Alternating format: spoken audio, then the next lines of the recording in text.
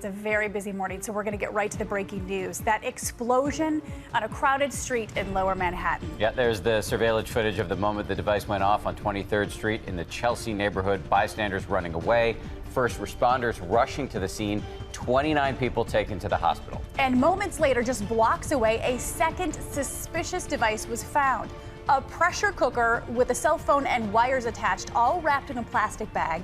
Now, the mayor of New York says the blast was, quote, an intentional act, but says there is no evidence of terrorism right now. He may have been trying to calm fears, but the incident in Manhattan follows a pipe bomb explosion at a Marine charity race in New Jersey, and then a stabbing attack at a mall in Minnesota. We do have team coverage of this fast-moving story, and we start with ABC's chief investigative correspondent, Brian Ross, who's in studio for us this morning. Brian, good morning. Well, good morning, Paula and Dan. An urgent search underway now for the bomber. A frightening night with one bomb exploded and a second device discovered a short distance away. And while the New York City mayor says there is no evidence of terrorism, investigators tell us it's still too soon to know for sure just who is responsible.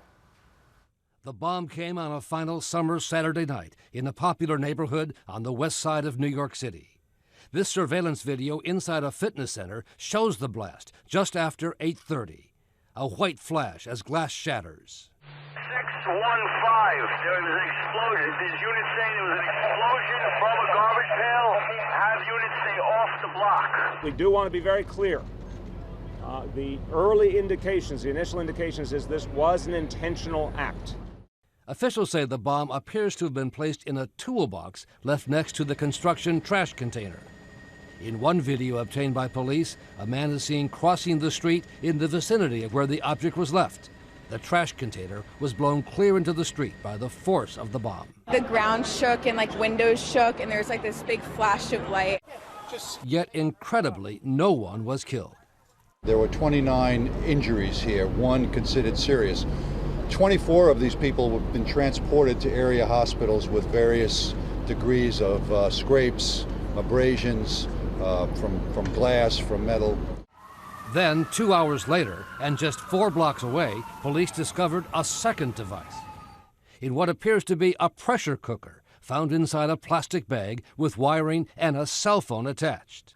The NYPD bomb squad removed the device as bomb-sniffing dogs searched the area for even more suspicious packages.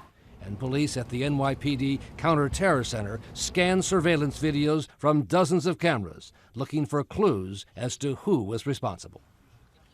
Police this morning say they still don't know if the second device contained explosives or just wires and a phone to replicate a bomb. But the fact that it was contained in a pressure cooker like this one is of great concern.